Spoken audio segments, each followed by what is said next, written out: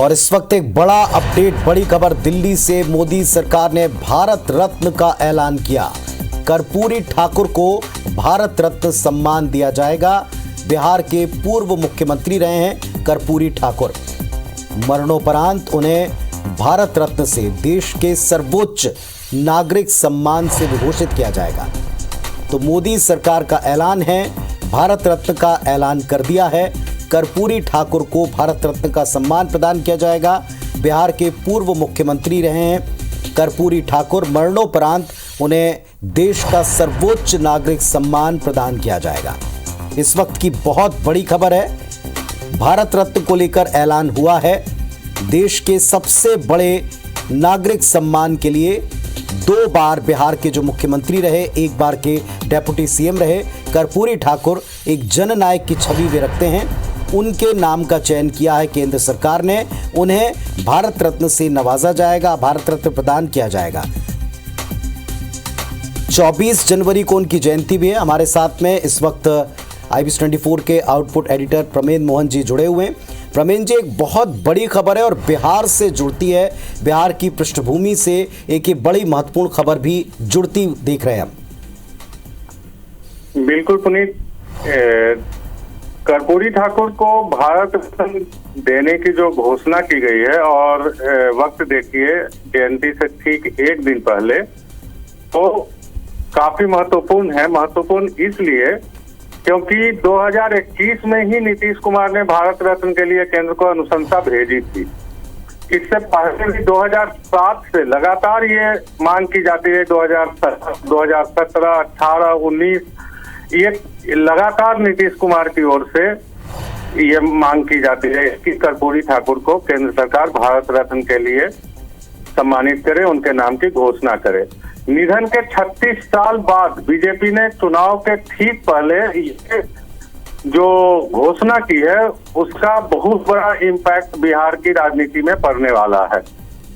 अति पिछड़ा जो वोटर्स हैं बिहार में जी, उनको ये सीधा सीधा मैसेज जा रहा है कि उनके जो बहुत चिर प्रतीक्षित मांग है वो पूरी कर रहे हैं, और वो भी पूरी कर रही है बीजेपी सरकार, यानी कि नरेंद्र मोदी। तो आप इस मैसेज को एक तरह से ऐसे ले कि बीजेपी ने चुनाव के ठीक पहले बिहार में एक बहुत बड़ा दांव भी खेला है, एक बहुत बड़ी घोषणा की है, जिसका सीधा सीधा फायदा उन्हें मिलना तय है।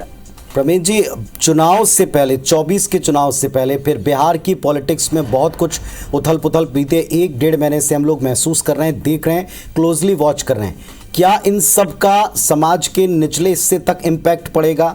जो छवि की राजनीति, परसेप्शन की राजनीति बिहार में काफ़ी काम करती है, क्या वहाँ परसेप्शंस बदलेंगे? इससे नए परसेप्शंस क्रिएट होंगे?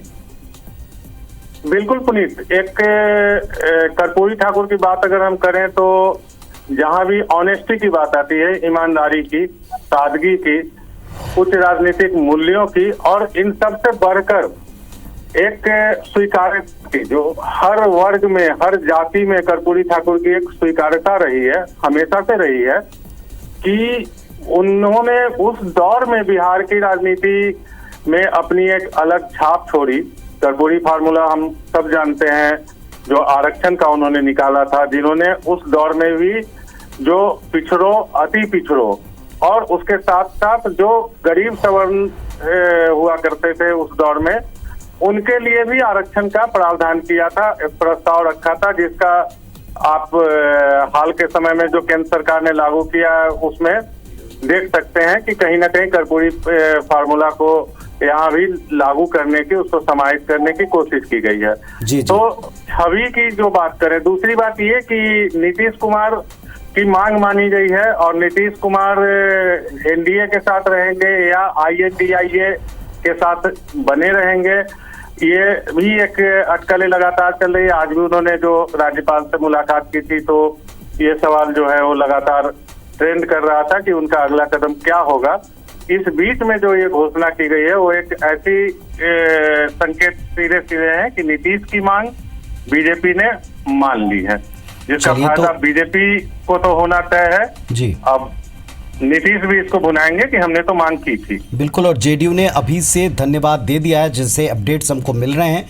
तो आप हमारे एग्जीक्यूटिव एडिटर को सुन रहे हैं, उनका भी मानना है कि बिहार की राजनीति में इसका बड़ा और गहरा असर पड़ सकता है। नीतीश बाबू की मांग को भी माना गया है और नीतीश बाबू किस ओर जाएंगे इसको लेकर कई संकेतों के बीच में ये बड़ी खबर जो आई दिल्ली से है पर जुड़ती बिहार से है और एक गहरा इम्पैक्ट चुनाव पर छोड़ेगी, ऐसा तय लगता है। बहुत शुक्रिया सर आपका हमारे साथ जुड़ने के लिए और ये सारी बातें पर रखने के लिए। एक बड़ी खबर भारत रत्न को लेकर घोषणा हुई है, कर्पूरी ठाकुर के नाम का ऐलान हुआ है।